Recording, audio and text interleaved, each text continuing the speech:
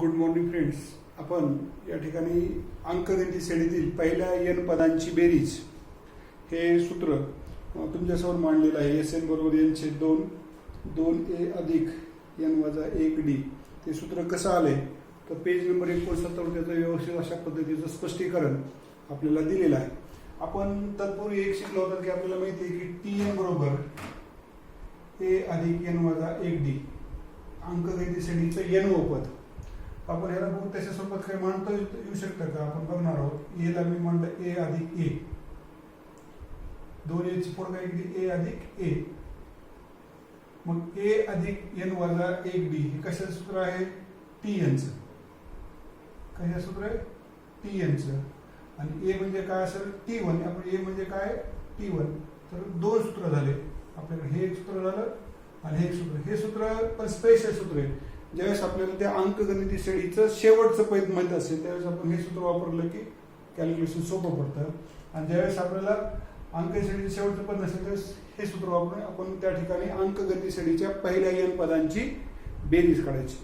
ते आपल्याला काढता येतं. हे फक्त त्या ठिकाणी शेवटचं पद माहीत असणं गरजेचं आहे. तर आपण ह्याच्या अनुषंगानं गणित हे स्पष्टीकरण सूत्र कसं आले तुम्हाला पेज नंबर 69 वर त्या ठिकाणी दिलेलं आहे. ते तुम्ही करून बघू शकता. आता सर्वांच 3.3 प्रॅक्टिस सेट 3.3 क्वेश्चन नंबर 1 त्या ठिकाणी एक ऍक्टिव्हिटी दिलेली आहे. ती ऍक्टिव्हिटी मी तुम्हाला दाखवणार आहे. एका अंकगणित श्रेणीचं पहिलं पद a व सामान्य फरक 3 आहे तर S27 काढा.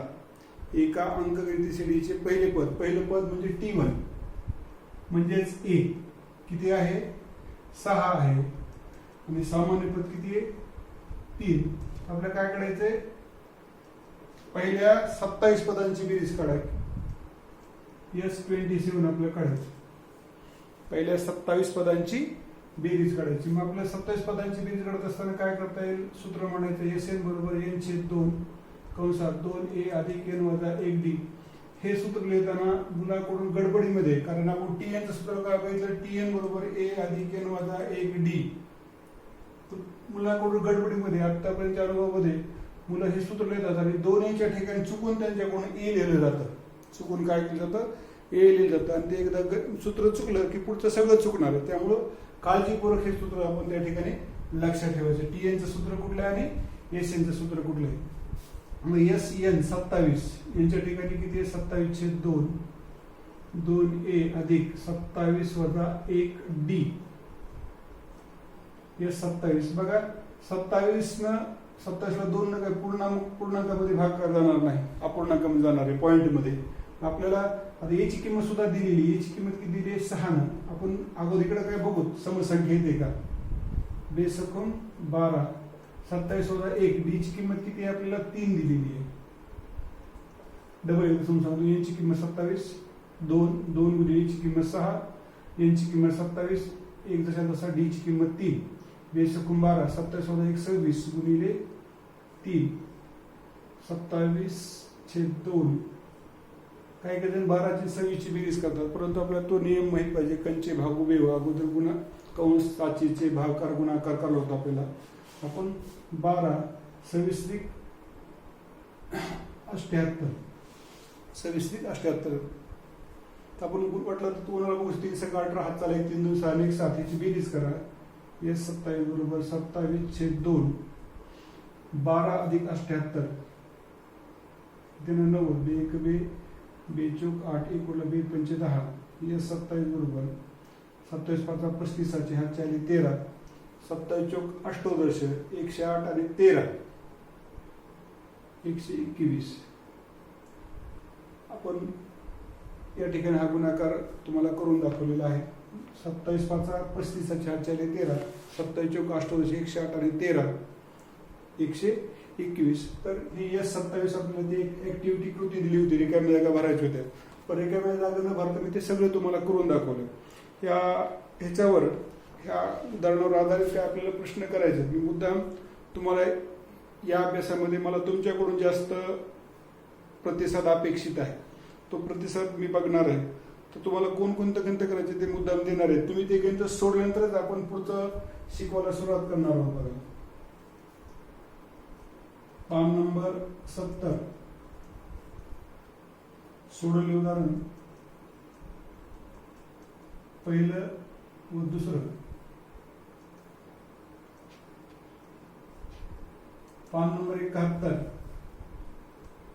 सोडवले उदाहरण तिसरं व चौथं. सोडवले उदाहरण तिसरं व चौथं. त्यानंतर सराव संच 3.3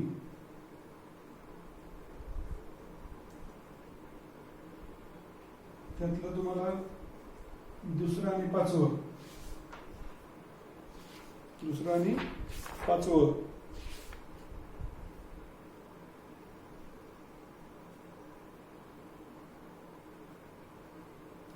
तर हे गणित करायचे. हे गणित करत असताना त्यातलं एका दुसरं गणित अजून मी तुम्हाला समजून सांगेल. बघूत आपण 3.3 मधलं दुसरा प्रश्न बघूत आपण. 3.3 मधला दुसरा प्रश्न पहिला दाखवला तुम्हाला. तर दुसरा प्रश्न काय असू शकतो, कसा सोडवता येईल आपल्याला. Find the sum of first 123 even natural numbers. पहिल्या 123 सम नैसर्गिक संख्यांची बेरीज काढा. पहिल्या 123 सम नैसर्गिक संख्यांची बेरीज काढा. बघा परीक्षेमध्ये कधी हा निस्ता समसंख्या शब्द येईल, कधी विषम येईल, किंवा कधी निस्ता नैसर्गिक, समनैसर्गिक, विषम नैसर्गिक किंवा नैसर्गिक कसा येऊ शकतो. समजा आपण जर विचारलं, तर समजा हा प्रश्न असा विचारलाय नैसर्गिक संख्या. आपल्याला माहिती की नैसर्गिक समसंख्या, नैसर्गिक संख्या कुठून सुरू होतात, 1 पासून. Natural numbers, countable numbers, natural even numbers.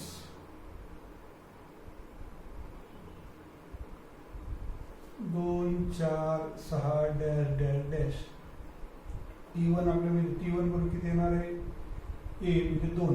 D बरोबर T2 मायनस T1, 4 मायनस 2 2.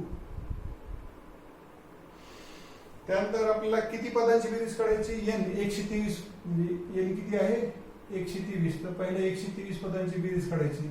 हे सूत्र वापरायचं आपल्याला.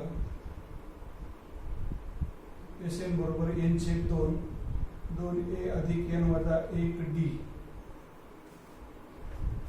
काय असतं, S 123 123/2. 2 लगेच भागाकार करू नका, कारण ही विषम संख्या आहे.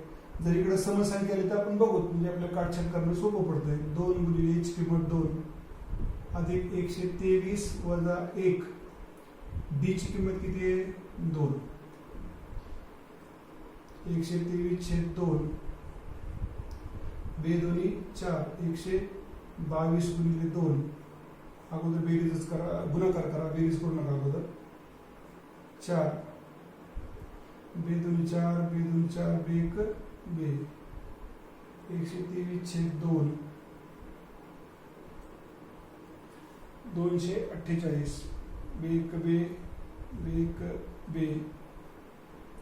त्यानंतर 2 4 2 चौक 8. हा गुणाकार आपल्याला रफला करू शकता आपण. याच्याकडे पाठीमागचं उत्तर बघून तुम्हाला हे करणार आहे. तुम्ही हा गुणाकार, वेळ कमी वेळेचा अभाव आहे, आपण लगेच तुम्हाला उत्तर या ठिकाणी सांगणार आहोत. तुम्ही तो गुणाकार करून बघायचा. गुणाकाराला 15,252 15,252 123 आणि 124. आता समजा असं गणित, हेच गणित परीक्षेमध्ये आपल्याला असं आलं की परीक्षेमध्ये त्यांनी काय केलं, find the sum of first 120 odd natural numbers असा प्रश्न आला. समजा हेच परीक्षेत गणित असं आले की ऑड नॅचरल नंबर्स. काय झालं असतं ऑड नॅचरल नंबर्स म्हणलं तर, ऑड नॅचरल नंबर्स तर काय आलं असतं, ऑड नॅचरल नंबर्स म्हणल्यास आपण कसं लिहिलं असतं, ऑड नॅचरल नंबर्स कुठं सुरुवात केली असते, 1 3 5 7 डॅश डॅश डॅश. बरोबर आहे. T1 ची किंमत किती आली असते आपली, 1. T2 मायनस T1 3 वजा 1 2. n ची किंमत 123 आणि S 123 आपण ते सूत्र म्हणलं असतं. अजून समजा असं आलं असतं, हे झालं कशाच्या बाबतीमधलं, विषमच्या बाबतीमधलं ऑड. T1 बरोबर A बरोबर 1, D बरोबर T2 मायनस T1, 3 वजा 1. आणि नुसतं ते नेमून असतं विषम नैसर्गिक, आपल्याला समजा शब्द वापरला विषम नैसर्गिक, ऑड नॅचरल.